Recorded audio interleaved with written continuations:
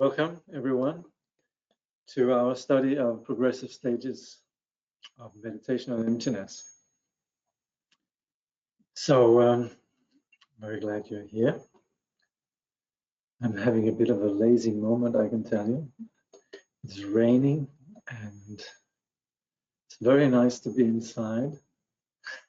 And for some reason, just having a moment of feeling slightly sleepy, you know, one of these sort of afternoons where you'd just sort of want to take a walk or something. But I'm not saying this because I don't want to do what we're doing here. I'm very glad that you're all here, and this is an important topic that we're discussing. So I think I'll get over my little moment of just feeling sleepy, and here in Athens is dull and dreary. Oh, there you go. Thank you. I'm glad we have a common cause. Well, let's not be affected by it. Let's lift ourselves out of that. Let's not be subject to someone saying Alasha. You probably mean a liar. That's right. So true. This is the great danger of the sort of neutral state. You might think, oh, I'm in a sort of comfortable, thoughtless state, you know, I should just give into it. And yeah, that's what we call Leschly. That's the alaya. So not affected. Nice to be inside and here. Good. Okay. Good. Excellent. Well, anyway, we are studying something really interesting, and it is really the way that we grasp on reality. Now, this is notably very different from the way that we ordinarily see things. And this is also notably very different from the way our entire civilization and cultural discourse discusses things. We generally look at things in terms of how they function, how they affect us, and so forth. That's all very well. But what we're actually doing in this context is looking, is there really something there? So it's not so much about wondering how chemicals interact. What do we need to know to build a bridge? How do we need to know how to treat, you could say, illness and so forth? Not so much that, because that all applies. You could say the whole working of the phenomenal world in terms of the causes and effects and all what we call dependent arising. For sure, all those appearances, valid. And knowledge about those appearances, very important, very valid. But we're doing something which is supposed to get to the bottom of our neurosis. And that's not the scope of ordinary science. That's not the scope of the ordinary conversation. But it is the scope if you're wishing to achieve enlightenment. It's a big, big difference whether things actually truly exist or whether they don't. Because the assumption is in terms of our interaction with our everyday life and the things that we experience and see, is that they are taken on face value, if you like. That's why we fall for appearances. That is essentially, you could say, the definition of lack of discerning is when we fall for appearances. And that's exactly what we're doing in the Buddhist teaching, is seeing through appearances. And that makes a big difference on the individual.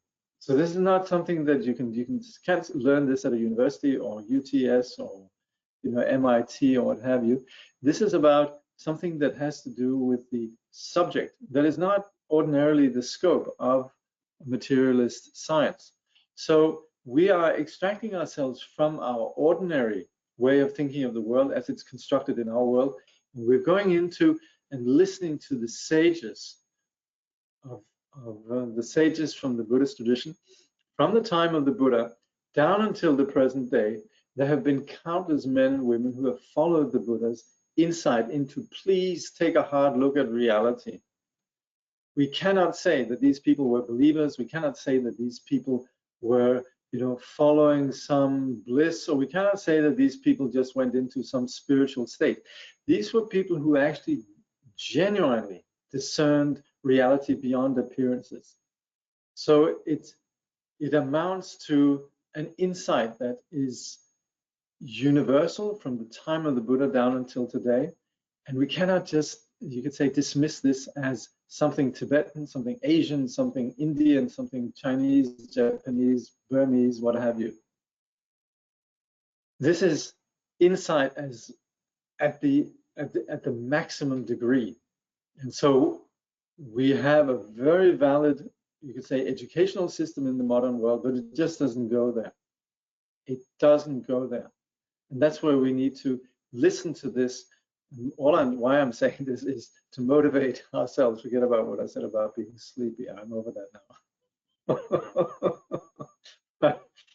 This is to motivate ourselves to genuinely listen to these teachings, not as an interesting Buddhist thing, an interesting Buddhist belief. The other day I saw someone referring to the views of Buddhism as beliefs. And as you can imagine, this was an academic even who wrote like that. And well, predictably it was an academic, but it was you couldn't be more wrong when you come to what we are talking about here. This is not belief. This is about properly investigating. And that's also where, when we listen to something like this, that we actually have, when we talk about listening to the teachings, we identify. This is where the sages, the great masters of the lineage, they're so wise because they realize that what you get out of a teaching is exactly proportionate to the attitude that you bring to the teaching. If you come to the teaching sort of just checking it out, well, you might get something, and hopefully of course, if you're really listening, that's good by all means. But hopefully it should generate you will get impressed. You could say that would be the foundation for listening to more. But what really, you could say, is the Buddhist motivation, just like you would go and listen to a lecture by a great authority on, it could be, I don't know, botany, or, astronomy or physics or whatever. And you're listening to a great physics professor, you're listening to Richard Feynman, or I don't know, someone, and you're really open because this person knows this material so well, and these are really, cutting edge in terms of what can be known. Now imagine, so similarly also, what we want when we're listening to this is really to appreciate we're going into a sphere of knowledge that goes beyond anything that is, you could say, this sort of touches the ultimate perspective. To really have that deep appreciation. That, of course, also then plays into the overall motivation of bodhicitta, which is understanding there's suffering in the world, what can we do with it? And here, finally, there is somebody who has the cure. So that's where the attitude that we bring to the science is, the attitude that we bring to this study is so important. So someone says, virya. Good, yes, I think we're getting there. Good. All right. Now I'm saying this because today we're going to look at Madhyamika again, and we're progressing from the Svatantrika Madhyamika to the Prasangika.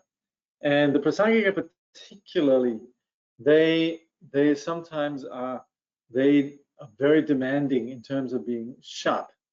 And that's where you can say the Svatantrika is much gentler. Much gentler and not requiring the same sharpness. But it is important that we understand the relevance of this in terms of our own and others' suffering. That it's not a philosophical project. That it's not something you could say irrelevant. Basically, this is highly relevant. So Khenpo Tsultrim Gyamtso here speaking about the dream example. We're still talking about the Svatantrika, no, about the Prasangika, but he's comparing it then with the Svatantrika, and he says the Svatantrika view is like realizing that the dream fire or dream tiger are not real. So there you are in a dream, and you realize I'm just dreaming. In this way, there is a subtle concept of real emptiness and an unreal fire or tiger. So we're in front of the tiger and the fire, and we're just thinking it's not really happening. In other words, there is a subtle conceptual division between the absolute and the relative truths. So yes, we know there's a tiger, but we're also thinking, paper tiger, dream tiger. The Prasangika view is like realizing the true nature of the dream fire or dream tiger directly, without first negating the dream and establishing emptiness. If there is no concept of real, there's no concept unreal. If there is no concept self-nature, there is no concept absence of self-nature. And that is a bit like if we are awake. So it's not about negating the dream content, but it's simply just about not being caught by any notion of anything. So this is where we say the Prasangika is very similar to what we call the great perfection of Dzogchen. There's no notion of an antidote of thinking emptiness. There's no notion of an antidote of any kind. It's simply just awakening. There's not an issue to begin with of tiger. There's no issue of being afraid of the fire. There was never any fire. There was never any tiger. Similarly, also for the Dzogchen practitioners, we say even the entire threefold world, you could say all the phenomenal world is destroyed. There's not even a quiver of fear. So that's where, for the Dzogchen practitioner, whatever happens, absolutely no fear, no entanglement in the projections. And there you can see this is rather the advanced scope. Now, the Prasangika view can be very useful, just like any other Madhyamika view, in establishing the absence of inherent existence. And that's usually what we take with us from Prasangika teaching. We understand, things don't really have the reality that they appear to have. That's very important, and that, of course, is, you could say, the ontological perspective. But the way that it's arrived at in the Svatantrika view and in the Prasangika view are very different. In that the Svatantrika, they're a bit like if you're in a dream, then the Prasangika person comes over and says, well, there appears to be a tiger, but try and look. And that's where we then come to the conclusion, there is actually not really a tiger, it's my projection. Or if we take it apart, we can say, well, tiger made up of parts, etc., etc. But all of that is based on an analysis that comes up then with the realization of emptiness. And the Prasangika, it's like you're afraid of the tiger, and the Prasangika is saying, what tiger? Show me the tiger. The Prasangika is much more unrelenting in some way. Can you show me the tiger? What's the problem? Is there anything there? Is there a phenomena there? Is there a self? Show it. And that's where we can't. In that it is a dream. Then we can't show anything. But anyway, that's why the Prasangika would like us to be. It's a bit like if we had woken up from the dream and simply just saying, where is it? Show it to me. The Prasangika wants us to actually wake up from the dream altogether. So it's not about sort of gradually taking us through an analysis of the phenomena. It's to show that it never happened. There's never been a time. So it's a much more, you could say, direct, but also definitely more, it's more direct, but it is what we call for persons of superior faculties. So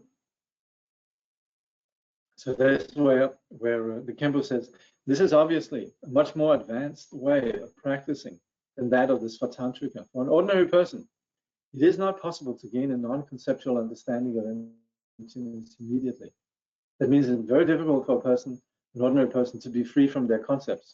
Free from my mother, free from my daughter, free from the house, free from what's coming up next month, free from the war in Ukraine, freedom from any of these concepts.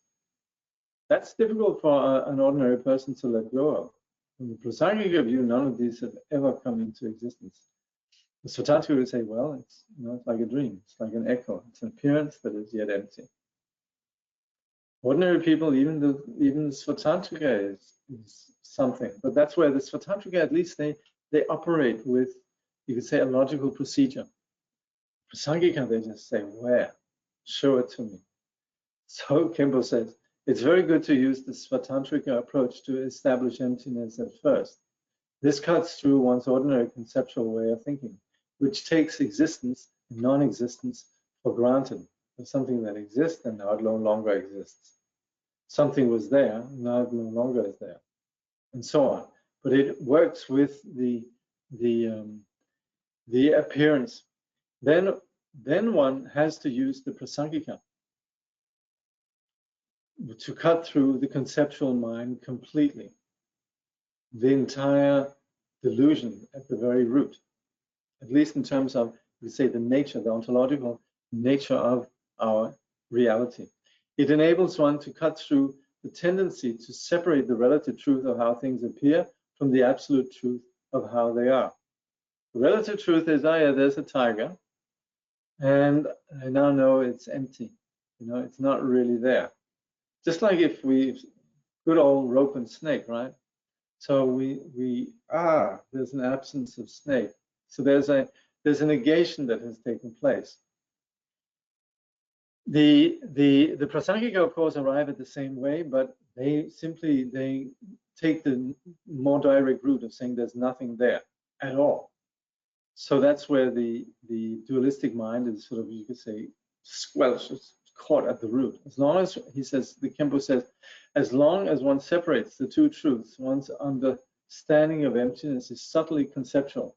Once one lets go of the tendency to subtly divide the two truths, one sees the relative as naturally empty, It is like seeing dreams naturally as they are, without contrivance or confusion. So from the awakened point of view, then dreams are just dreams. There's no worry about the content. So if we have that complete confidence and wisdom, this is what the prasangika, they wish to engender in us. Then one sees that relative truth and absolute truth are just names for two aspects of one reality. So it's all just a dream. So whether we in the dream understand that the appearance is empty or not, it's all just a dream altogether. The realization that there was nothing there, that's the scope of someone who's still dreaming. That's the sort of aha within the dream. But awakening altogether, none of these actually have any validity. Don't need the antidote of understanding absolute truth in relation to relative truth. So that's where the Khenpo says even the terms relative and absolute are conceptual creations. Ultimately, there is no such distinction. And of course, otherwise, this, then the sage would always be busy with, thinking it's empty, its appearance, dividing the two basically. Yeah? In a dream, many things appear that are empty. If they are empty and not real, how can their empty essence be real? That, of course, is where we begin to talk about that, where we fixate on the lack of inherent existence, the emptiness of a phenomenon, that we then, in fact, are fixating on emptiness. So that's where it's also important to have what we call the emptiness of emptiness. There was yesterday, some of you should treat yourself. It's on free on YouTube to see Words of My Perfect Teacher, the doco about Jamgön Kongtrul Lodrötaye. And so Rinpoche, as you probably know, he studied with Bernardo Bertolucci for a while. And so Leschly Patton, she went and interviewed Bertolucci about his time with Bertolucci. And it was very sweet. Bertolucci is teasing her. He says, you're a student of Jamgön Kongtrul Lodrötaye, and you want me to disclose secrets to you, a student. Is that all right? Anyway, he talks about Rinpoche then going into retreat, and he says, now that you're finished with all, Bertolucci says, now you're finished with all your business with our movie here, which was when they were making Little Buddha, yeah. And then he says this to Rinpoche, are you going to renounce it all? And then he says, Rinpoche said something. What? Rinpoche says something wonderful. He says, wouldn't the renunciation of the renunciation be the ultimate renunciation? He was very pleased with that. Well, that was very profound. And that's, of course, yes, that is the antidote is necessary for our predicament. But then again, if we're over the predicament, then we have no role for the antidote. So emptiness is really just, you could say, from the point of view of us getting over our belief in the solidity of things. But then again, it doesn't mean that we deny the appearance. And emptiness is only there from the point of view of us failing to see emptiness. But we're not going into some absolute nothingness to hold on to that. And that is what very often, when people get depressed, that what was there is no longer there. The expectations are not met, right? That's because they fixate on the absence of what they had expected was there. And that's where we need to also understand the emptiness of emptiness. That emptiness is not a thing in itself. We're not studying this to end up in a place of emptiness. We're just here to not be fooled by appearances, but the emptiness itself, that's just an antidote. And the reality itself lies beyond appearance and emptiness, any kind of fixation. So that's why the Khenpo then says, to hold a concept that the ultimate nature of the dream appearance is emptiness is not to see their nature properly. Yeah, we are thinking emptiness. If we hold that the ultimate nature of dream appearance is emptiness, that's not seeing their nature properly. The awareness must rest meditatively without creating any concepts of real or unreal, empty or not empty, existent or non-existent. Isn't that nice? The emptiness of emptiness, the renunciation of the renunciation. So it says, until that non-conceptual nature has been discovered, however, it is not possible to avoid subtle positive and negative concepts. That's humbly the truth, isn't it? That is why it is useful to go through all the stages of this meditation progression on emptiness. That's where we need to actually do the hard yards and apply this analysis. At each stage, you will learn to recognize and familiarize yourself with all the subtle concepts that are going to creep into your meditation again and again. So that's where in this context, we have studied how phenomena that appear and which we label in a particular solid way, when we analyze, they are in fact just imputations. They are projections onto what is in fact just a field or a web of, you could say, subtle particles. And then again, we analyze even the subtle particles. Do they have a reality? And so on. So that's where our ordinary concepts in which we label things as true and solid and enduring and unitary, unconditional, permanent, we find they don't hold. And even the basis for what we attribute solidity are not actually there. That's where we're going into a greater insight, and that's this kind of insight that's not normal. It's not something, like I said, it's not the stuff you learn at Stanford, MIT, or UTS. It's about how the mind is mistaking its perception. When you ordinarily observe phenomena just with, you could say, the apparate of, objectivist science, you're just interested in what is there. And that, of course, will change very much depending on your particular culture, depending on your particular scientific, you could say, conviction, sorry to say, etc. So it becomes the way we construct the so-called objective reality ends up becoming, sorry again, dreadfully subjective. But that all said, we still, of course, would like to think that we're looking at something objectively. That's fine. It works to a large extent. But here, we're not so much interested in actually what's out there. We're interested in where we go wrong in our you could say, assessment of reality. We're looking at that, and we are humbly beginning to we humbly acknowledge that we actually are not seeing phenomena really for what they are. That's why we dismantle this, not to arrive at nothing, but to just begin to take away the blinds, the veils, the curtains that prevent us from seeing clearly. And what we really are aiming at is something that is without concepts. So we don't sit and meditate emptiness, emptiness, emptiness. We're just not falling for the deception of appearances. That's why it's very helpful to have this jab of insight. So he says, recognizing them, you'll see their nature more and more clearly. And eventually, the mind will tire of them. You know, we fall for, you know, somebody takes great delight in scaring us, and, you know, whatever, you know. After a while, we begin to fall for their trick, you know. You know, it's April Fool's Day, and somebody tricks us first thing in the morning. As the day goes by, you know, and various people try to trick us, we're kind of onto it. So we don't really fall so easily.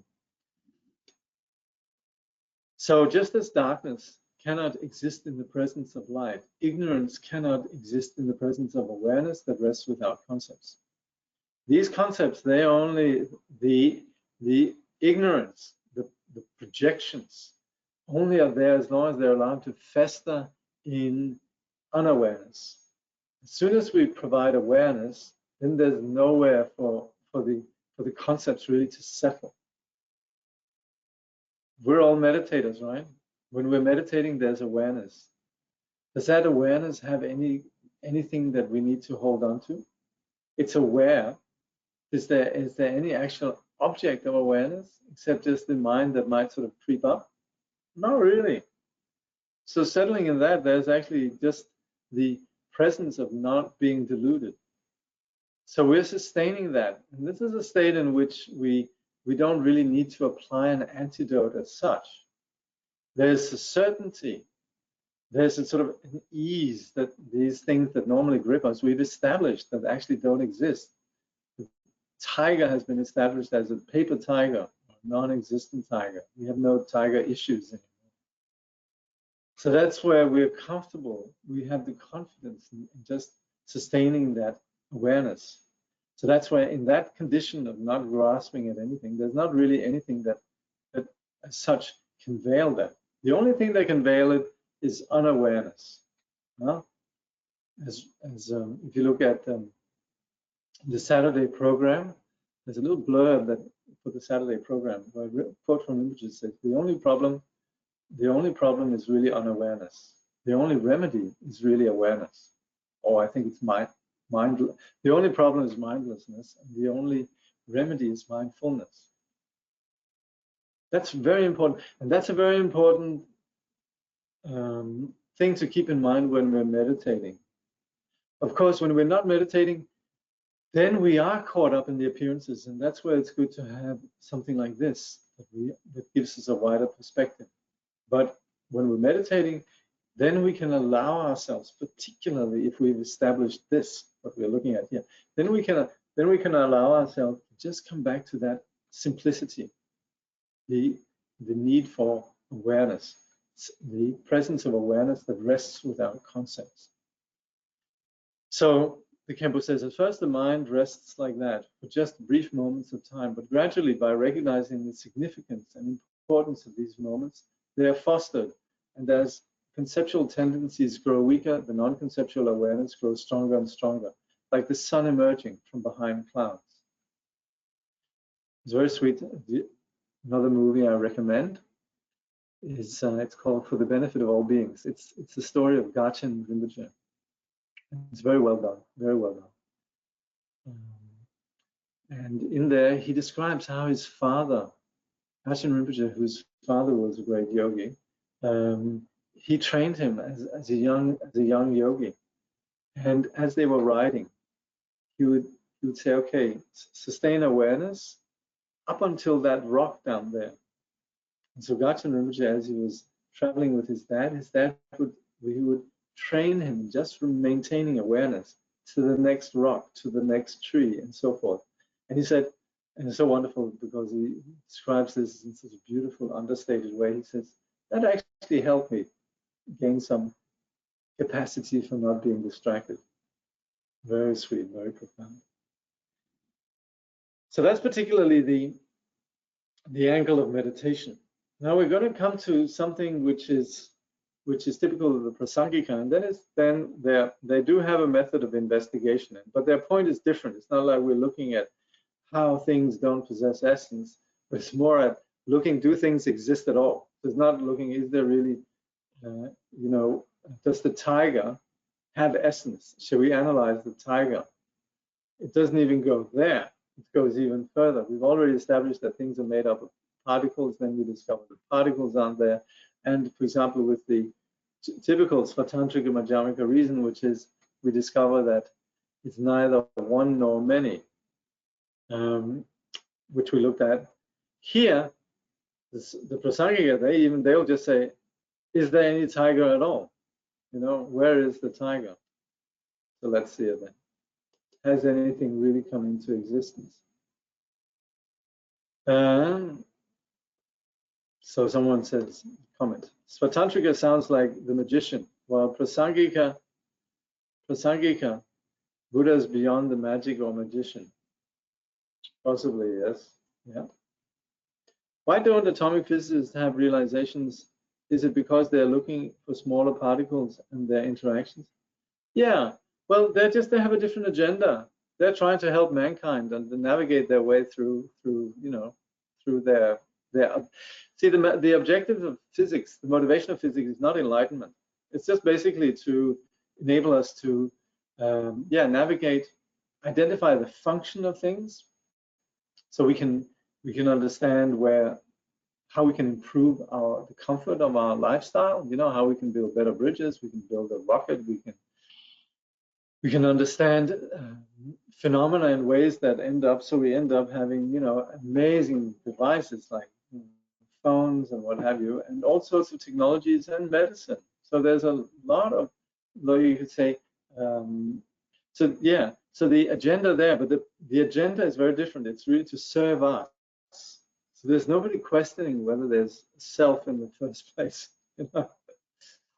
So that's where, you know, it's like cooks, you know. Why do cooks make so many different dishes? Well, to please the customers, you know. I mean, they could just give them a bowl of gruel and we'd stay alive, right? You know, they don't, if you come in with like, and the waiter's not going to ask you, so who is it really you want to feed, you know?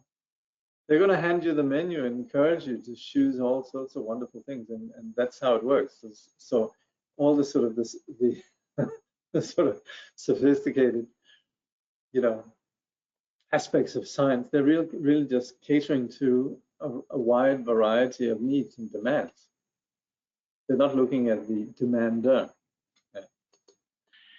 Okay, method of investigation. Chandrakirti was the great proponent of the Prasangika system, and he relied a lot on arguments that showed that dharmas did not arise. There we go. No tiger to begin with.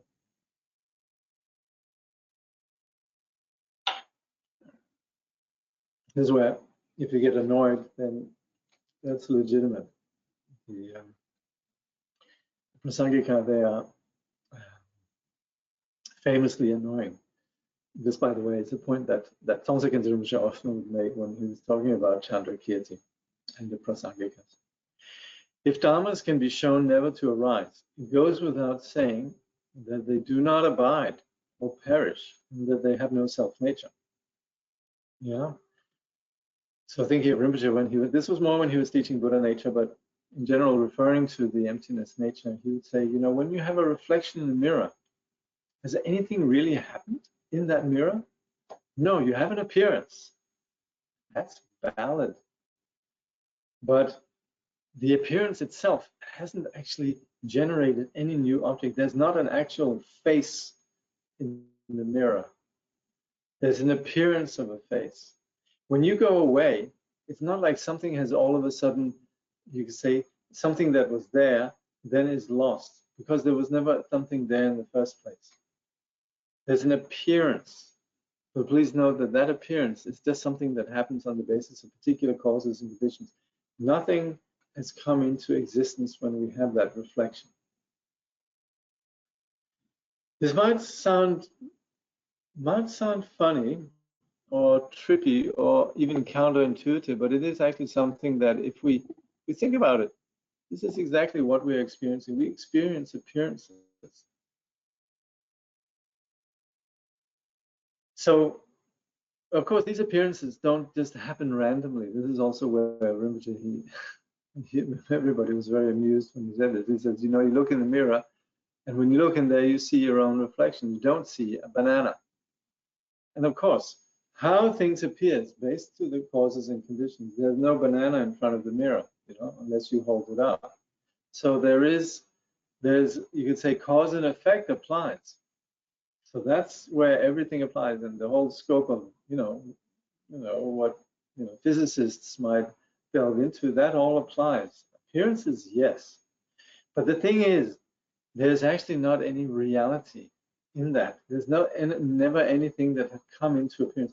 Just like when we swirl this fire around and it looks like there's a solid ring of fire, but it hasn't ever really come into existence. It's just appearance on the basis of causes and conditions.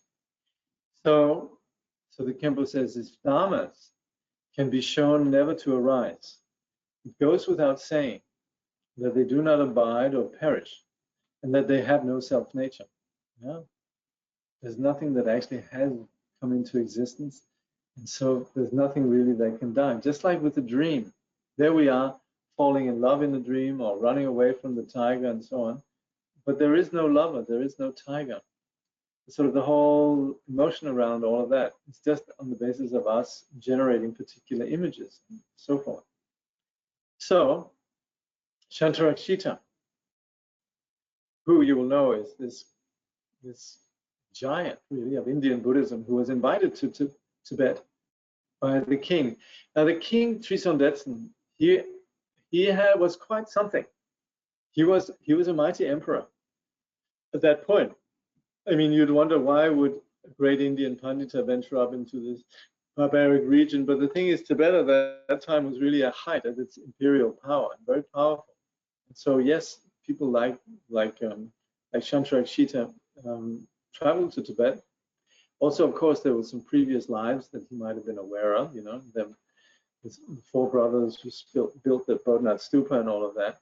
But anyway, he was responsible really for establishing the tradition of learning in Tibet, at least Buddhist learning. Of course, the Bönpos already had to some extent, but Shantarakshita was very, very important, particularly as his role as really someone who fused and synthesized Yogacarya and the Madhyamika teachings.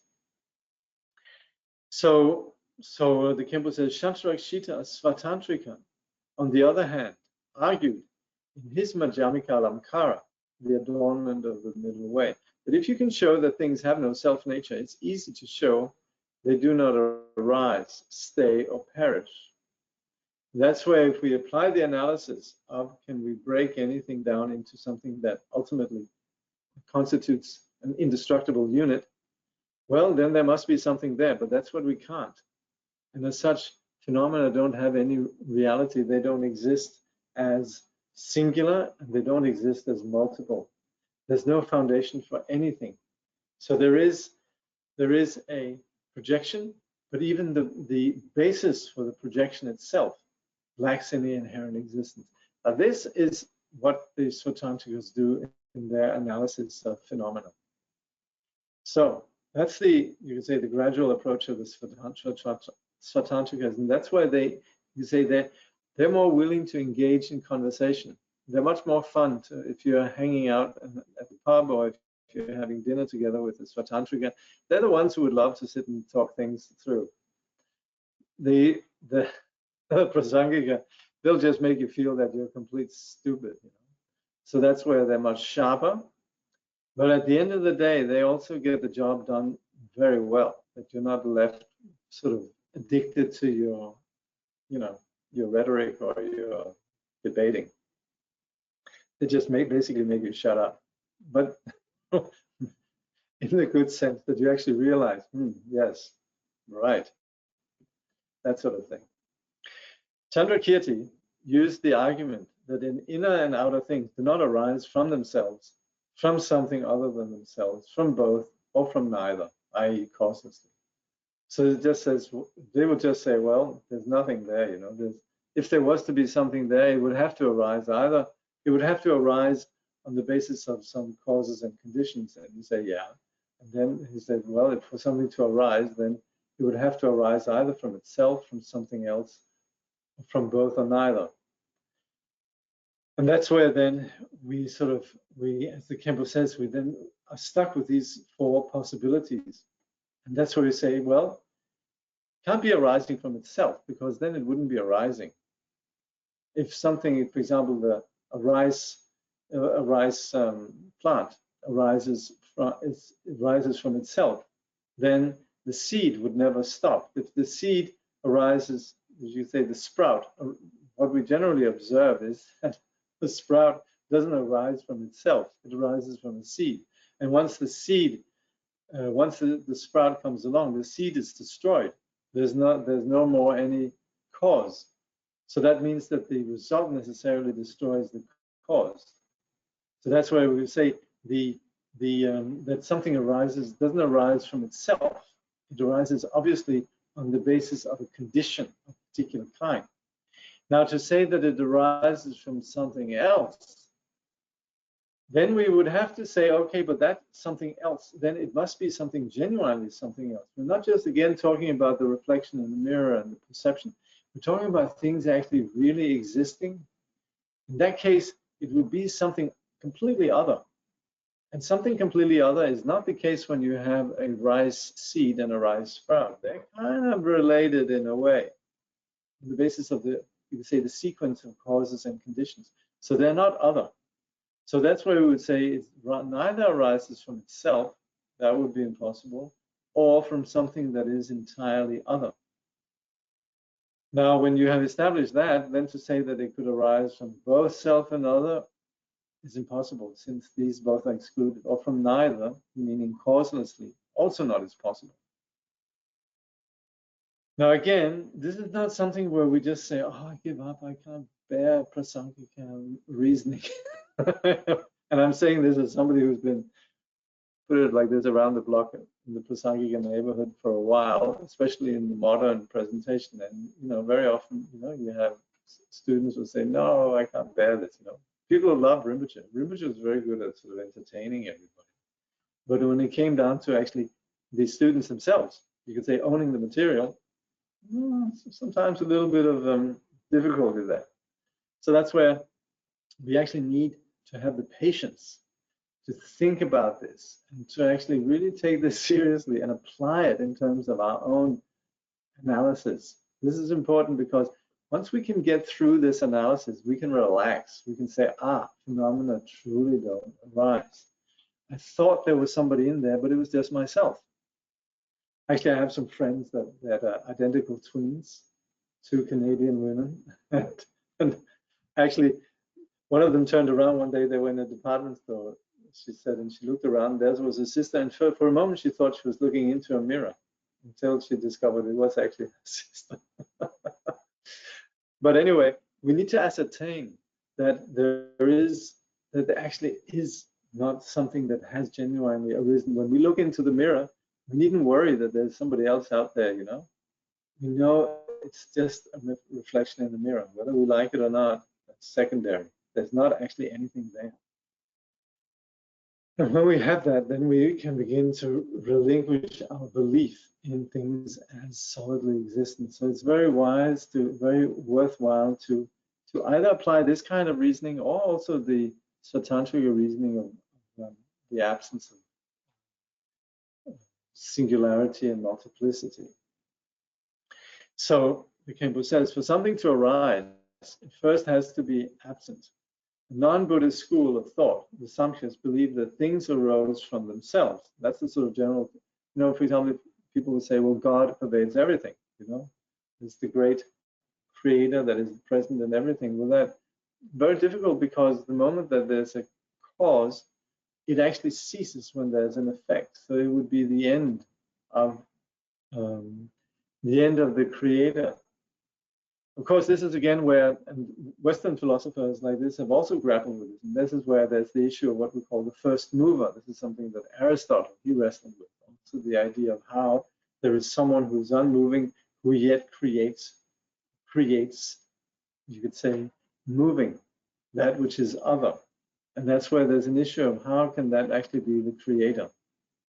So all of this runs into some very heavy you could say, logical problems. And from the Buddhist point of view, there's not really like we want to defend a particular viewpoint from the point of view of defending our view, but it's more just like try and have a look at how reality is. It just doesn't work. So Chandrakirti refuted this by saying that if something already existed, it would not need to arise, right? If the sprout already was there, then there's no need for it to come out of the seed. Arising has no meaning for something which already exists. So that means nothing actually means that nothing moves. And again, if things were inherently existing, we'd just be frozen. Nothing would ever move. The fact that we can pass our hand through space, and we can speak, it speaks about what we call the unobstructed, or implicitly the empty nature of phenomena, that everything is a continual flux of causes and conditions. The Hinayana Buddhist schools, the Vibhashika and Suttantikas, believes that things arose from what was other than themselves. So they believe that there are some solid things that give rise to phenomena. And of course, relatively, yes, but they also, they're holding on to some substance. And that from the Madhyamika viewpoint is fine, but that's just relative truth. They haven't actually seen absolute truth. And then they would say, in other words, one moment gave rise to the next. So that's where, in terms of time, that's where we look at there's an appearance of one moment that they believe, and that then becomes the basis for the next moment. Chandrakirti argued that no connection exists between one moment and the next. Okay, so just like these beads here, they appear. There's just one. There's one mala here, but these individual beads, they don't, you could say, overlap or are not entwined. It's discrete entities. Yeah. A moment arises at the very instant that the moment before disappears. Something that has no connection with another thing can hardly be called its cause. Otherwise, one could say darkness was the cause of light, or light the cause of darkness, just because one followed on from the other.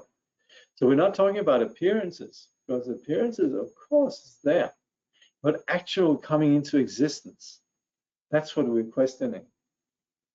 Since in this way, things arising from themselves and things arising from something else are refuted, one might try to argue that things arise from both. The Jains thought this. But then again, how could you actually have something that has arisen both from itself and from other? You can try to think this through, but there, in that we've already established that things cannot arise from themselves. They cannot arise from something that is entirely different. Things, if we say different, we don't just mean sort of vaguely different like seed and sprout, but we mean something entirely unrelated. And that's where we would say, if that was the case, then anything could arise from anything. Many would argue, maybe one would like to argue that things arise from nothing. This would be like belief of those who deny all cause and effect, including karma, cause and effect. Such a school existed in India. So that's again very much coming back to that there is things just happen for no rhyme or reason. We have this is where we come up against what we could call explanatory gaps, for example, with the whole issue of consciousness, where it's significant. Where does consciousness come from? Is there a relationship between what we perceive as causing consciousness and the actual phenomenon, the result of being conscious? And so that's where there's an explanatory gap there. It's difficult to establish the relationship there.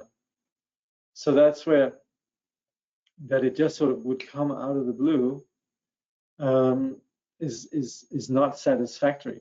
But there are some that would say, oh yeah, things just happen like that. And these were called the Ajivakas. And Chandrakirti refuted their view by saying that if things arose without cause, what would be the point of doing anything? For example, why should a farmer bother to plant his crops if causes do not bring about effects? Such a belief, which suggests that everything is haphazard and chaotic, is totally non-scientific. It's just not logical. And if we look around in our, you say, experience in our world, it's just not the case. Now, all of this, we're not supposed to learn by heart. Say Buddhists, they say everything is empty, but it's intended for us to investigate. And none of this, because it runs so contrary to the way that we think about things. So there's no expectation that this is easy. But it is about us looking. It's not us trying to be convinced, but it's us actually taking the cue of the Buddha to actually investigate.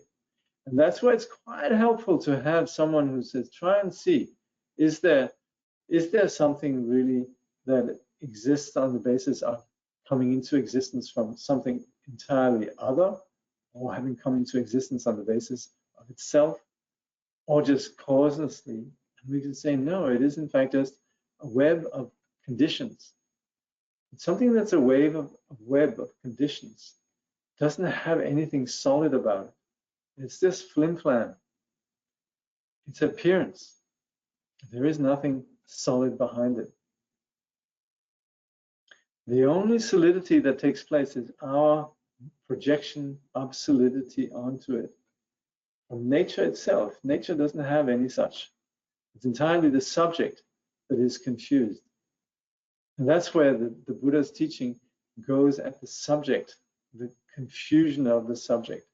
And the difference between sages and sentient beings is that the sentient being is confused with regards to believing in their projections. And the sage sees that these projections, they have no validity in terms of how phenomena actually are. So that's why it's important to establish what we can then say the nature of these appearances. Khenpo then says, maybe a film is a good example of how things are non-arising, and that they don't truly come into existence. We all know that when we see a moving film, it is really a series of still frames being projected onto the screen in a very quick succession. It may look as if one thing is affecting another thing on the screen, but in fact, except for the sequential arrangement, there is no connection between them. There's one picture after the other. There you go, it looks real. Yeah? There are even gaps between the pictures. For something to cause something else, there has to be a point where they meet. Otherwise, how could one affect the other? So that's where, of course, there's an appearance, no doubt, but an actual something coming into existence, really, it's just appearance. Just like these frames, one after the other. They're very entertaining. We believe in them. We even sort of, sit and bite our teeth or go through boxes of Kleenex or whatever on the basis of these appearances. So a cause never exists at the same time as its effect. Once the effect has arisen, the cause is past. Once one frame has gone, the next one comes. They're not there at the same time. Cause has to precede its effect. Otherwise, cause has no meaning. If they arise together at the same moment, they cannot be cause and effect. In the Prasangika system, this argument is developed in detail and at great length. Although we have not looked at it in detail here, we have seen at least the kind of reasoning used. So again here, this is what we also call the Vajra splinters. And this is the analysis about how have things ever come into existence? And that's where we analyze. If things have come into existence, they would have to arise from themselves, from something else, from both, and from neither.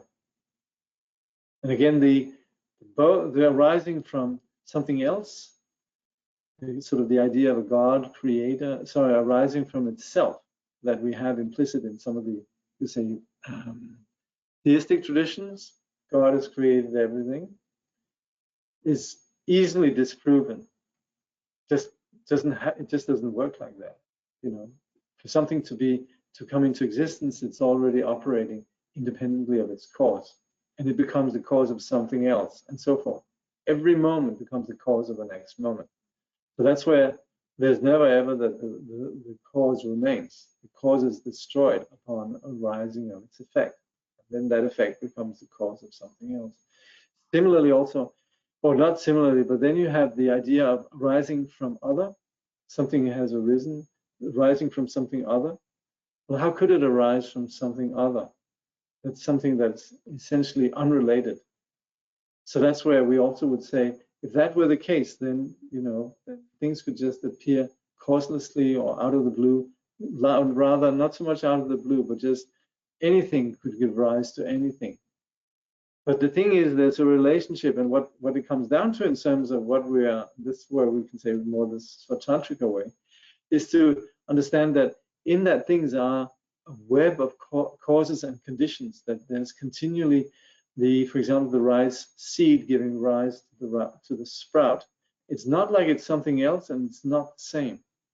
It's just a set of causes and effects, but nothing really comes into existence. Just like when we have the frames in a movie, just appears in a particular way. So there's nothing that comes truly into existence, and that's where, for us who are projecting solidity onto phenomena, this is something we need to reflect on. If you're a Dzogchen practitioner, this will enable you to just relax, you know, then you can settle into the natural state. And Dzogchen practice itself is, you could say, it's prefaced by this here. What we have in terms of dismantling phenomena, in terms of both the subjective out there, the observed object, and also the mind. Both of these, all of these are both phenomena and mind.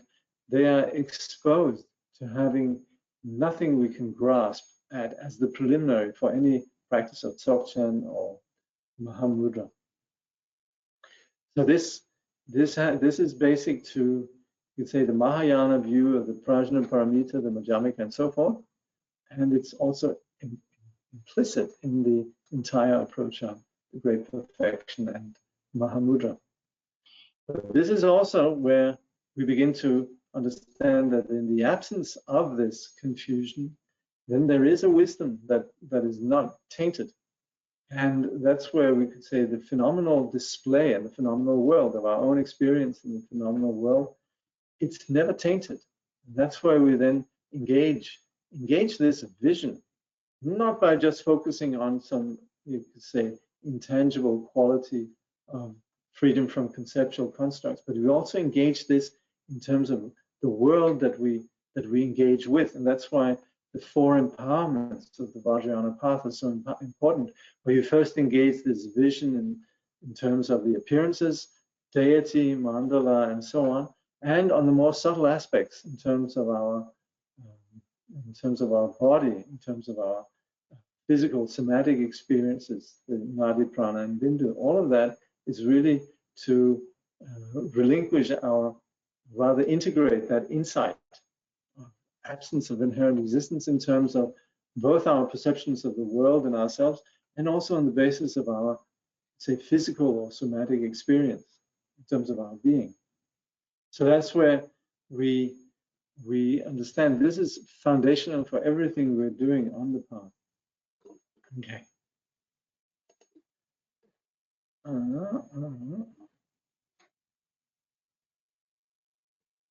See here. Okay, few questions.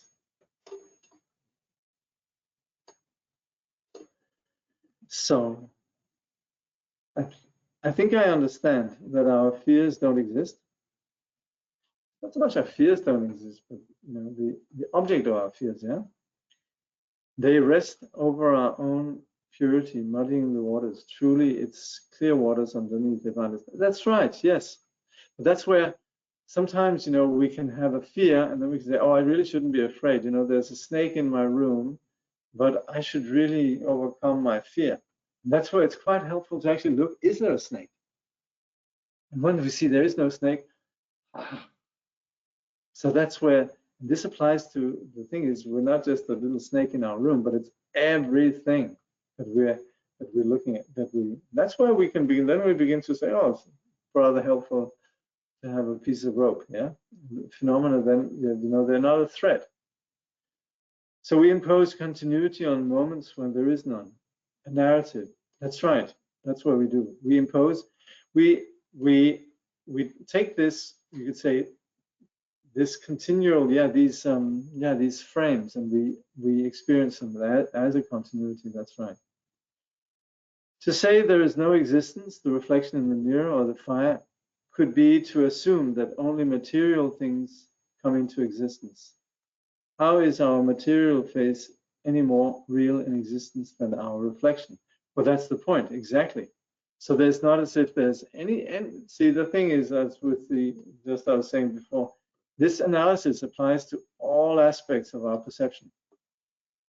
It's all vortex inside a vortex. Well, until someone pinches your girlfriend on the bottom. Yeah, or maybe ourselves. We're more pinching ourselves here. So, but it is about, and it's not so much, sort of like the onion, layer by layer. It's a one-shot deal. It's actually just cutting through once and for all, really. Does this mean that because we see an appearance, it doesn't mean something has arisen? That's right. In other words, appearance does not equal arisen. That's right. The solidity that we attribute to something as solidly arisen, that is our, you could say, ignorance or our projection. There's nothing solid about it. That's right. It hasn't arisen. Can you explain the movement again? What you meant by we cannot move? Well, essentially, just when we talk about emptiness, we're remedying the belief that things solidly exist. But if things solidly exist, they would never change. So anything that we experience is essentially all the time a coming together of causes and conditions. So that's why there's not anything that is solidly there. So that's where we could say the absurd consequence of believing in that things truly exist would be that they never moved, that we couldn't move. We're all stuck. The beauty of this is understanding the conditional nature of everything. That allows everything to flow freely.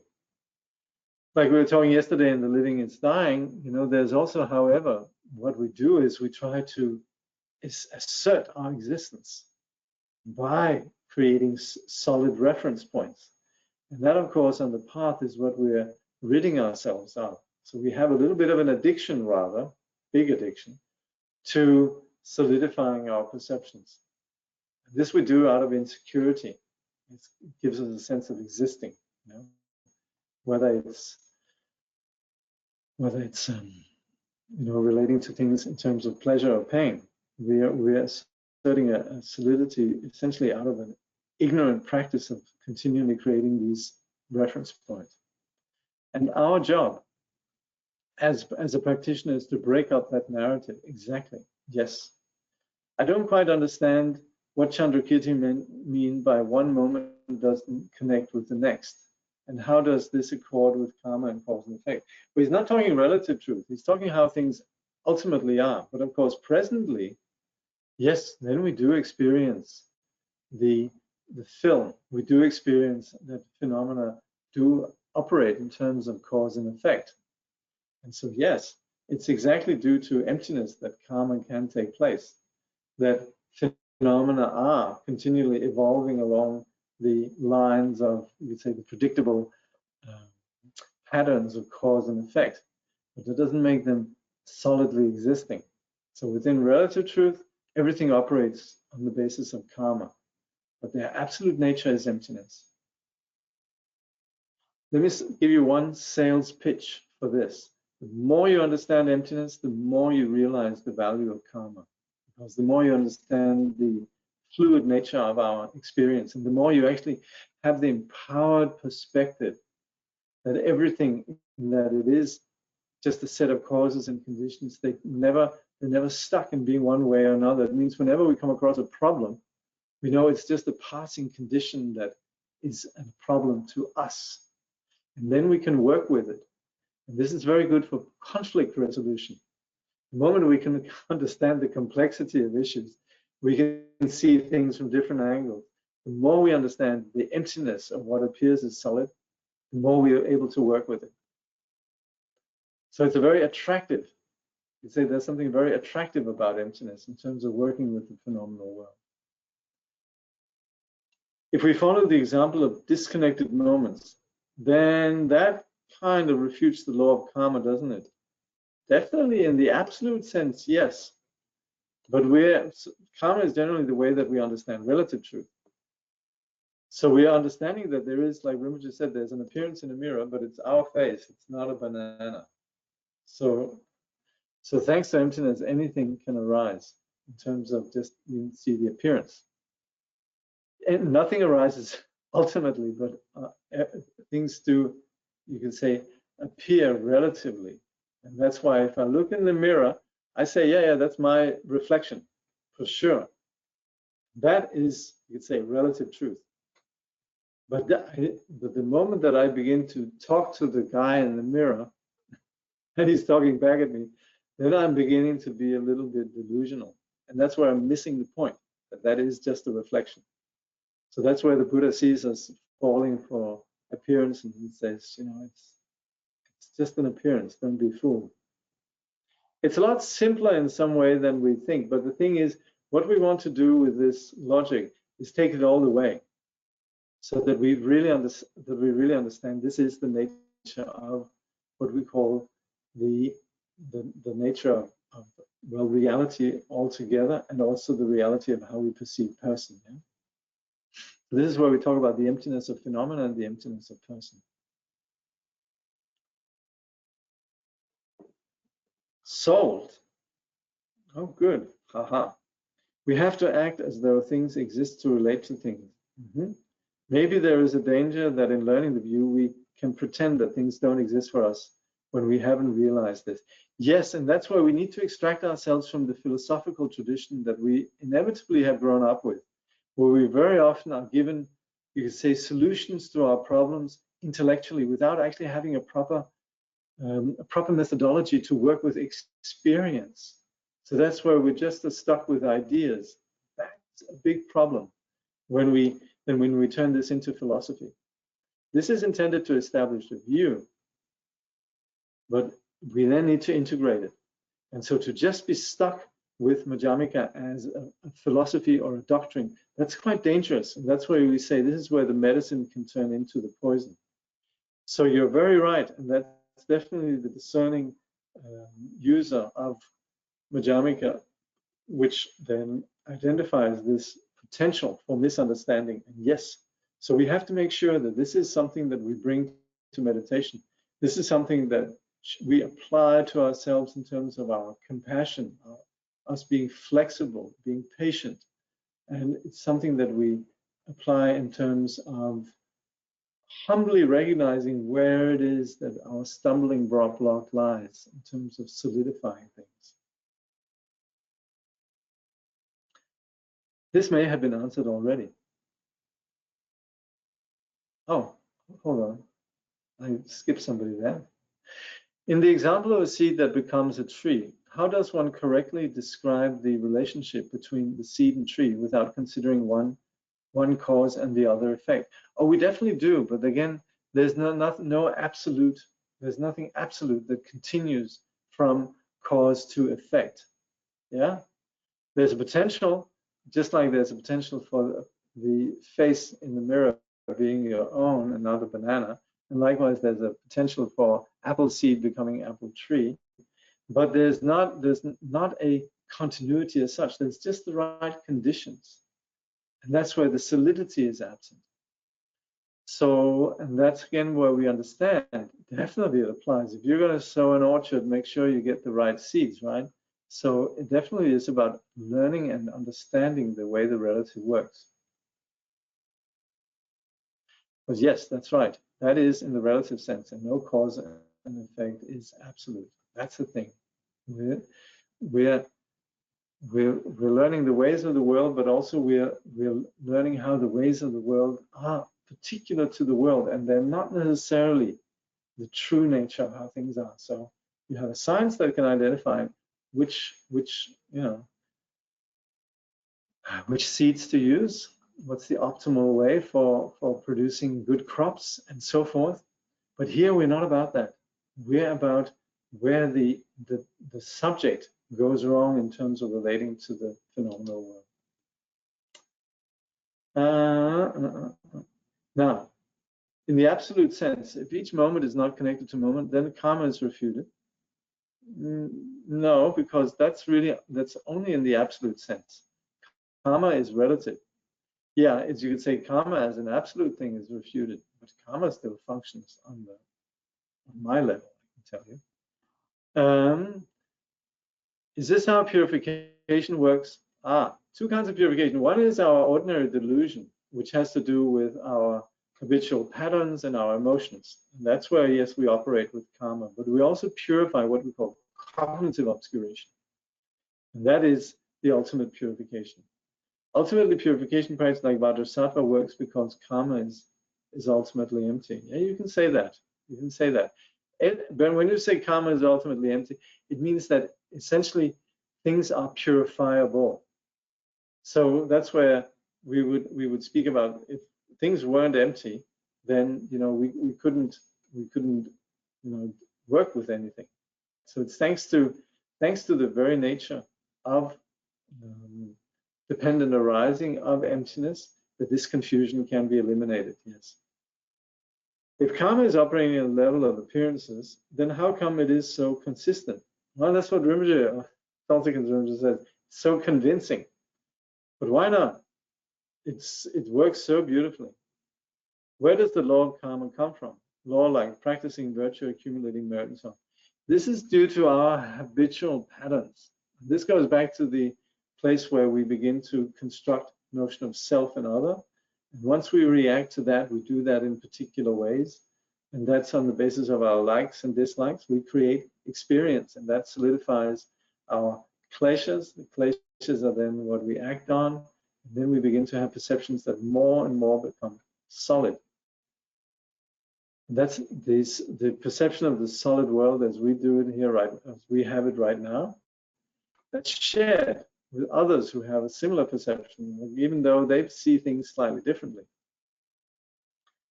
So that's where within this context, yes, this is where we then operate constructively with our given conditions.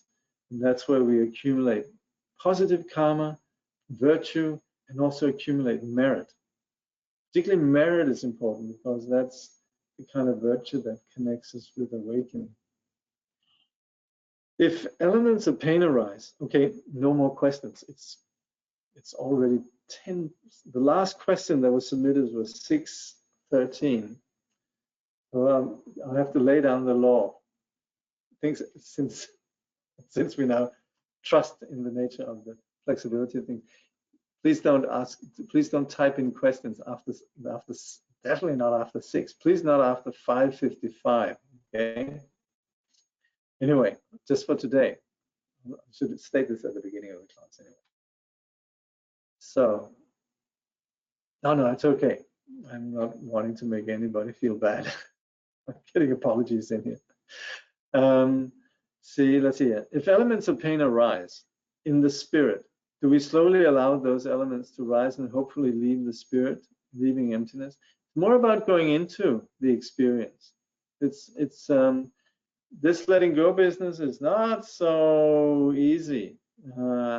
It's more about us actually here. In this case, we're more investigating. Is there really something there? That's where we are looking incisively into things. Of course, this is not easy. Of course, when it comes to pain, then it's great sages and remarkable stories for sure. But it's something that we work with gradually according to our condition. Yeah? Once we have established the emptiness of things, what we call the view, not realize it, but just established it, being clear on it, yes, then it makes more and more sense to just leave it. Something arises and we're like, okay, it's arising, but it doesn't necessarily, not something that we begin to fixate on in the same degree. Could you sell the deal the other way by understanding and penetrating the interdependence of the relative world? One could recognize emptiness beyond fabrication. I think, yes, the moment that we understand interdependence, then we also implicitly understand emptiness. Yes, they're completely interwoven. Dependent origination means emptiness. Emptiness means dependent origination. Emptiness is it's just you could say the opposite of appearance. So appearance and emptiness, they are dependently arisen. They are neither of them have any inherent existence as such.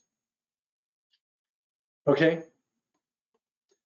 So now that we've had this discussion here, then now we're going to simply just let the conceptual mind that we ordinarily solidify, we're going to let that rest. So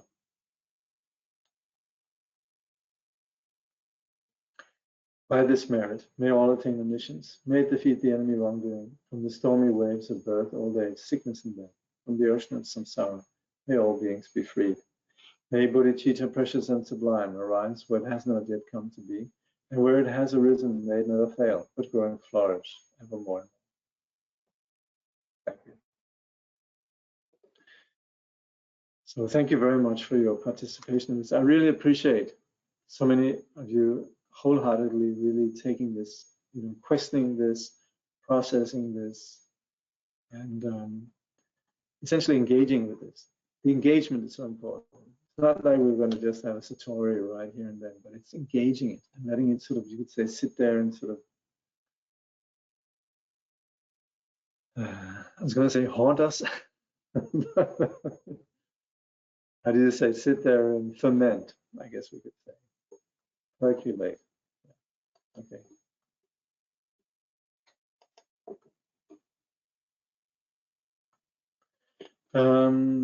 Just a few minutes break. Okay, and we'll be back.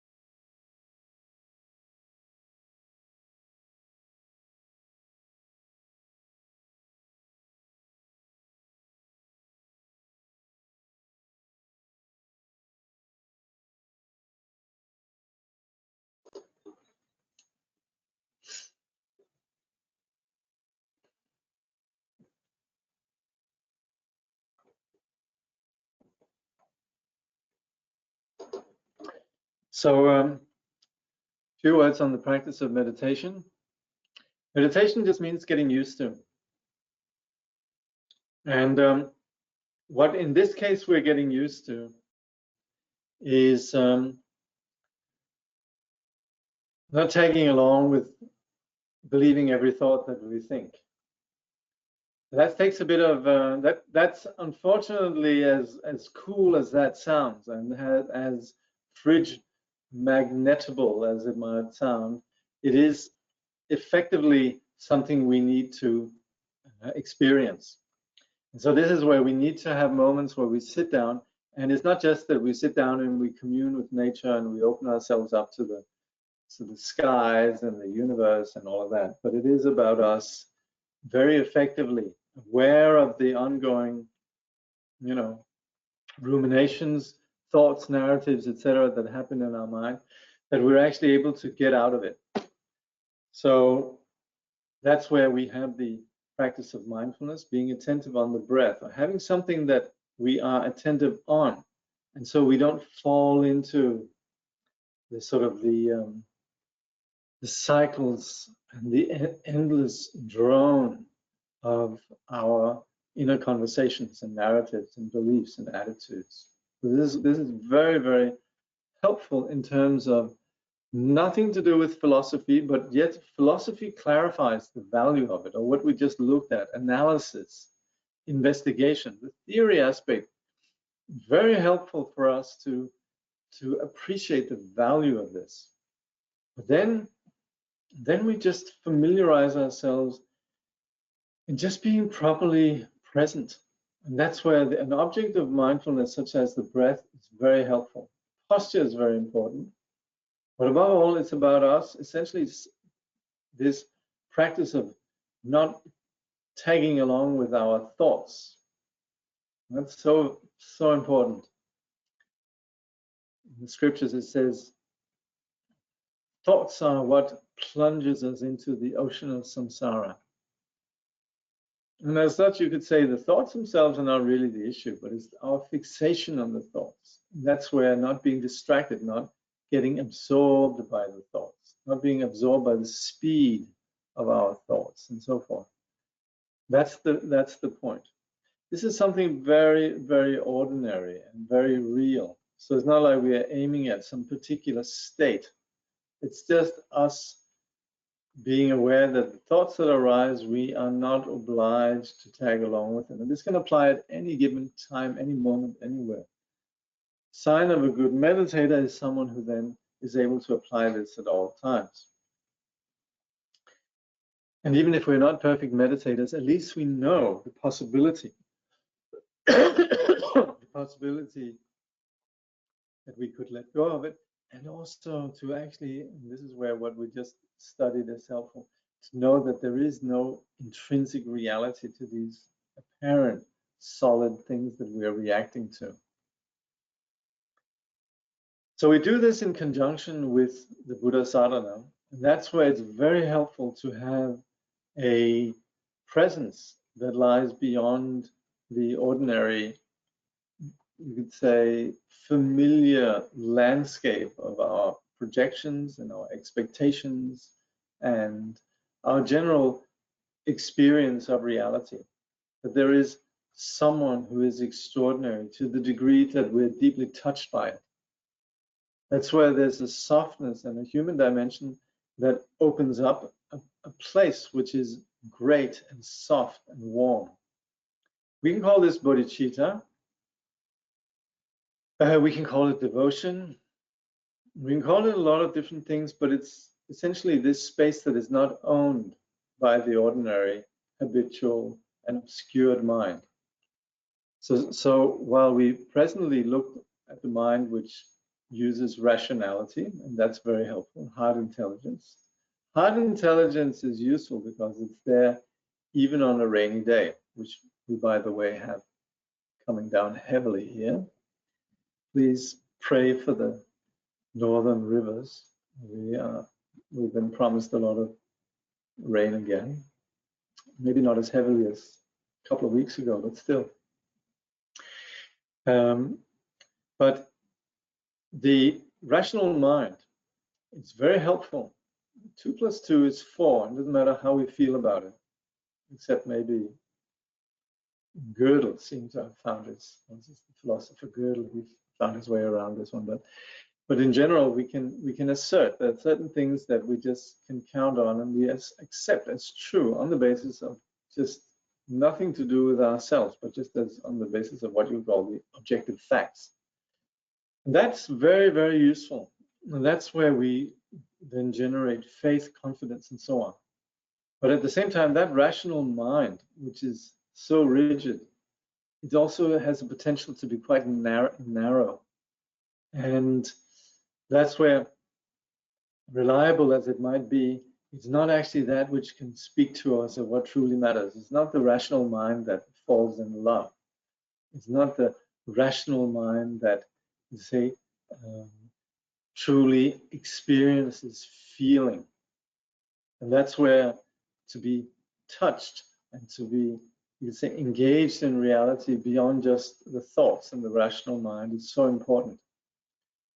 And that's where, in this case, we're not engaging an ordinary object of, you could say, feeling, and an ordinary object of, you could say, awe, but something that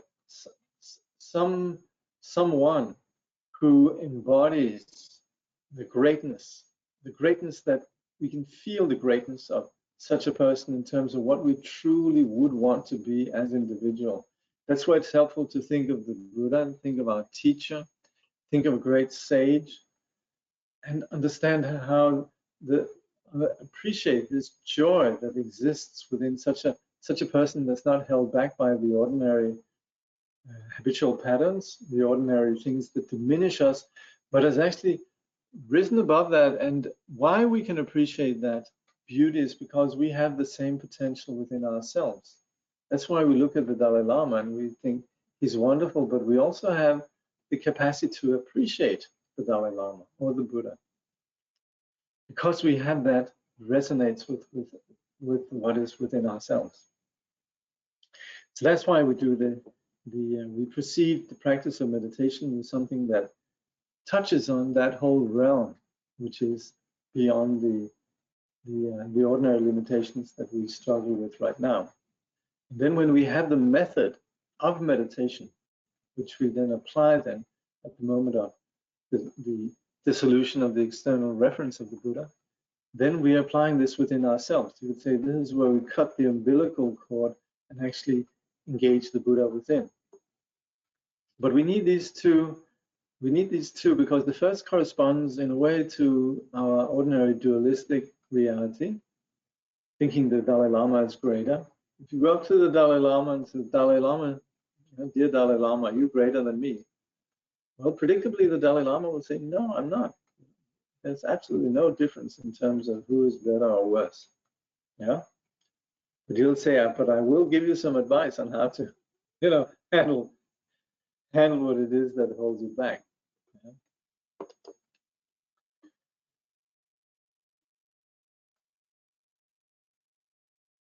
So we're going to do that.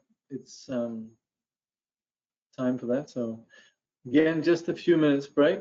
This was a very brief break just before, but we'll just have another very brief break and then we'll begin.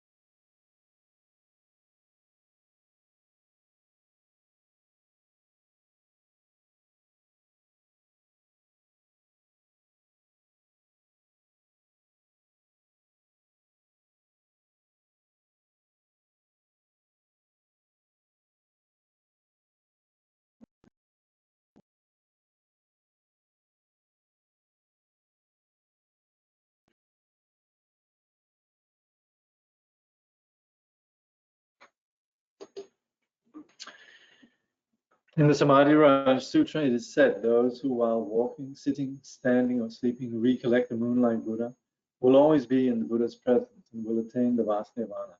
And his pure body is the color of gold. Beautiful is the protector of the world.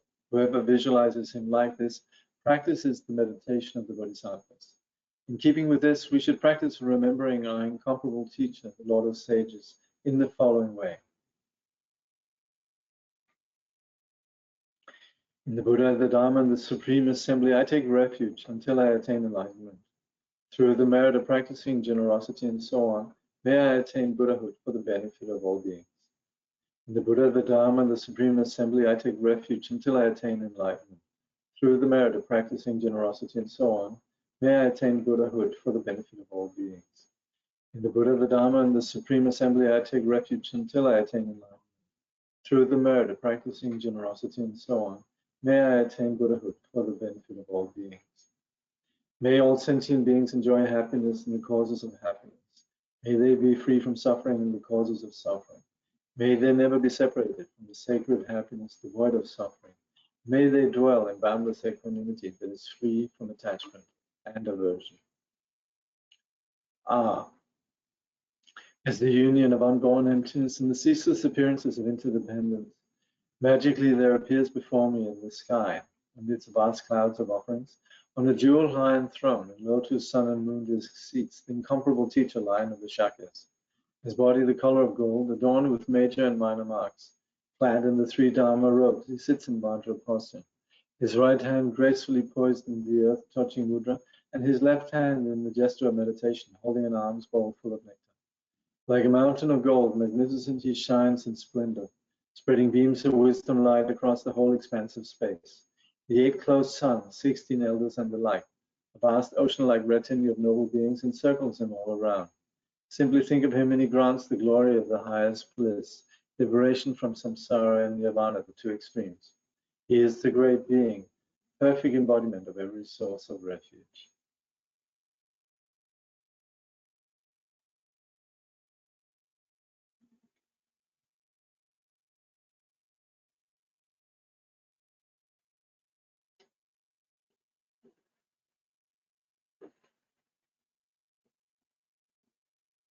With your great compassion, you embrace this turbulent and degenerate world. Made 500 mighty aspirations. You are as exalted as the white lotus. Whoever hears your name shall never return to samsara. Most compassionate teacher, to you I pay homage. All my own and others' virtues, body, speech, and mind, together with all our possessions, visualized like Samantabhadra's offering clouds, I offer to you. All the harmful actions and transgressions I have committed throughout beginningless time, each and every one I now confess with intense and heartfelt regret. In all virtuous actions of the noble ones and ordinary beings, accumulated throughout the past, present, and future, I rejoice. Turn the wheel of the profound and vast Dharma teaching ceaselessly and in every direction, I pray. Your wisdom body is like space and remains changeless throughout past, present, and future. Yet in the perception of those to be guided, you go through the display of birth and death. Even so, let your form body continue always to appear.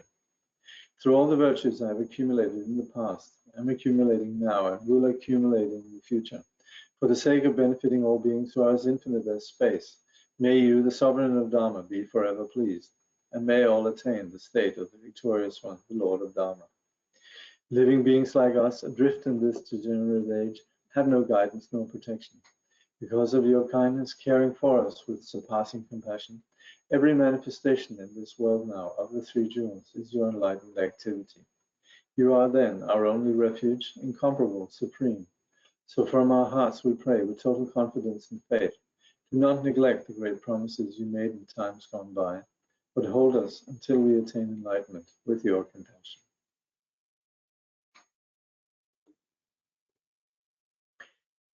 Supreme Teacher Bhagavan, Tathagata, Arhat, complete and perfect Buddha, glorious conqueror, Shakyamuni Buddha, to you I pay homage, to you I make offerings, in you I take refuge.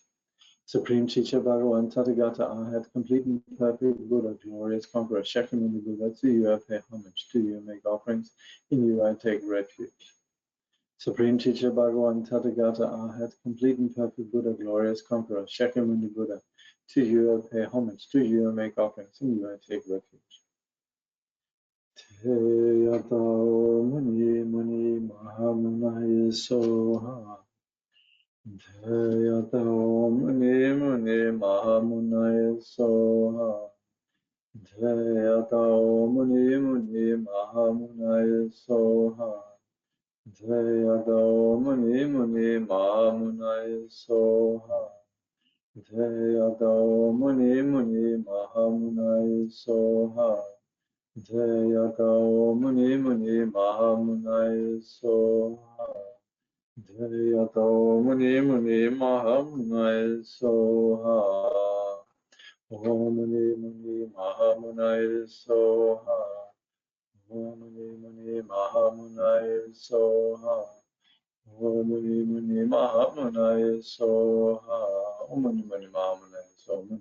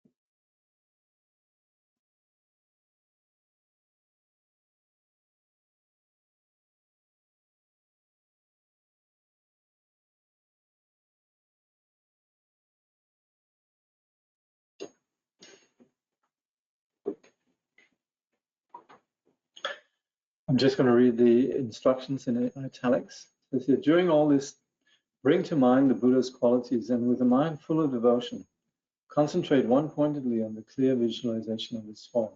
Then, through the power of uttering the names of the Buddha and reciting his dharani, imagine that, and then we chant. From the Buddha's body there emanates a great radiance of multicolored rays of wisdom light, dispelling all our own and others' obscurations and causing all the genuine qualities of the Mahayana path to arise within us, so that we attain the level of perfection from which we will never return again to samsara.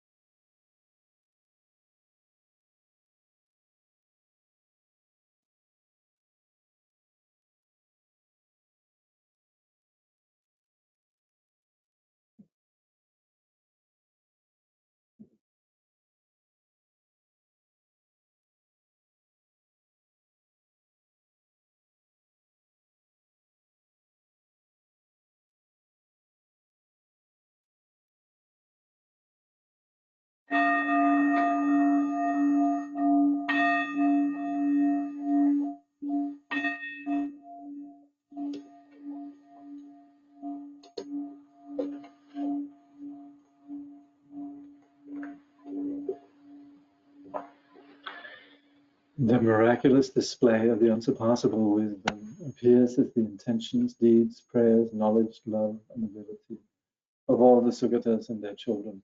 May all beings become exactly like them.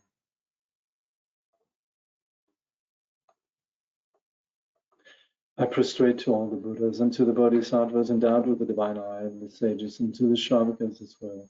I prostrate to Bodhicitta, which counteracts birth in all lower realms, perfectly shows the path to the high realms, and leads to no aging nor death. Whatever negative actions I have done under the influence of an afflicted mind, in the presence of the Buddhas, I fully acknowledge them all. By the accumulation of any merit I have created through the three kinds of activities, may my seed of omniscience grow, and may I attain awakening that never ends.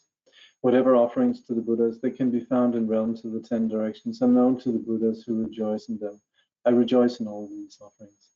I fully acknowledge all negative actions and rejoice in all merit. I prostrate to all the Buddhas. May I attain supreme primordial wisdom.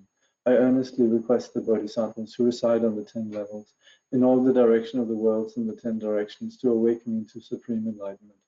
Once you have awakened into genuine enlightenment and tamed the Maras and their hordes, may you turn the wheel of Dharma so that all living beings may be healed. With the sound of the great Dharma drum, may you free all sentient beings who are suffering.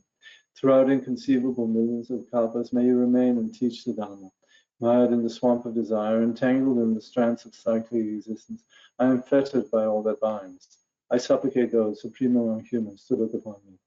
The Buddhas do not blame sentient beings who are flawed. With a loving heart for all sentient beings, may the Buddhas free them from the ocean of cyclic existence. Any perfect Buddhas who are present, those who have passed away and those yet to come, may I train following in their way and engage in enlightened conduct. Having perfected the 6 paramitas, may I liberate the 6 families of sentient beings. Having actualized the 6 extraordinary faculties, may I reach unexcelled enlightenment. Future phenomena are not born, and those past will not occur. Present phenomena have no inherent nature. There is no actual location. There is no perception. There are no outer things. May I realize the Dharmadhatu of emptiness. According to the Buddhas, the great sages, there are no truly existent sentient beings, no life force. There is no truly existent individual and no nurturing of a self. May I realize the Dharmata where the self is not present. An entity such as grasping onto a self in mind is not present within any of the paramitas. To benefit all sentient beings, may I give with generosity free of avarice. Since things do not exist as entities, may my wealth appear spontaneously. Since all things totally disintegrate, may I perfect the paramita of generosity. Endowed with a flawless ethics that is guided by rules, and an ethics that is completely pure. With an ethics free of an arrogant mind, may I perfect the paramita of ethics. Just as the elements of earth, water, fire, and wind, bodhisattvas do not remain caught by mental constructs. By attaining patience, anger never arises. May I perfect the paramita of patience. Through the power of previous perseverance, having become stable, enthusiastic, and free of laziness, and through a strong body and mind, may I perfect the paramita of perseverance. Through the samadhi where all is illusion-like, through the samadhi of the hero's stride, and through the samadhi that is like a vajra, may I perfect the paramita of meditative concentration. Through actualizing the 3 gates of full liberation, the equal nature of the 3 times, and the 3 types of knowing as well, may I perfect the paramita of prajna. Through persevering in the Bodhisattva's practice, may I attain the kaya praised by all the Buddhas, the luminous kaya and the kaya blazing with majesty. Thus may my intention be fulfilled. May I be like the famed Maitreya, who engaged in such a practice, perfected the paramitas, and perfectly abides at the zenith of the 10th level. By this merit, may all attain omniscience, may it defeat the enemy wrongdoing. From the stormy waves of birth, old age, sickness, and death, from the ocean of samsara, may all beings be freed. May bodhicitta, precious and sublime, arise where it has not yet come to be, and where it has arisen, may it never fail, but grow and flourish evermore. May the Buddha appear in this world. May the light of the teaching shine like the sun. May the holders of the teaching live in harmony, and thus may all be auspicious for the teaching to endure. We pray for the good health of the teachers. We pray for their precious lives to be long. We pray for their activities to spread and increase. May we be blessed never to part from the teachers. Akashasya stiti yavat yavacha jagataha stiti tavan mama stiti bhuyaha Jagaduka Nini Akashasya Stiti Yavacha Jagataha Stiti Haran Mama Stiti Bhuyaha Jagadukani Haran Mama Stiti Bhuyaha Jagadukani Haran Mama Stiti Bhuyaha Jagadukani As long as space remains, as long as the world remains, may I too remain to alleviate the sufferings of the world.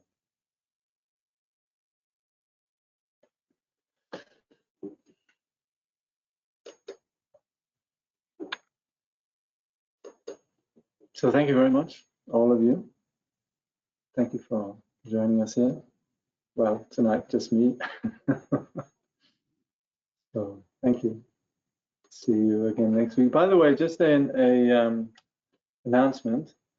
On Wednesday, there's a course beginning. I think you should know of, and of course you can find the details on the website. It's Jamgön Kongtrul Lodrötaye. It's called the Sword of Wisdom, and it's called Mipham's Sword of Wisdom: the Nyingma approach to valid cognition. And this is a study where we establish what we call epistemic, or you could say the scientific, the logical, the hard intelligence behind the nature of the Buddhist path, particularly looking then at the path of the sutra, looking at the path of mantra. This is a text that's studied very widely, not just in the Nyingma tradition, but also in the Kaji, and probably in the places in the Sakya tradition, certainly within like the Tsongsa context of Tsongsa colleges. A really valuable, great classic, 104 stanzas, and then with a commentary by a great Khenpo called Khenpo Tsultrim, who was a close student of Dudjom Rinpoche and who lived and taught in the US for many years. So just to let you know, that's starting on Wednesday, and other programs running as usual.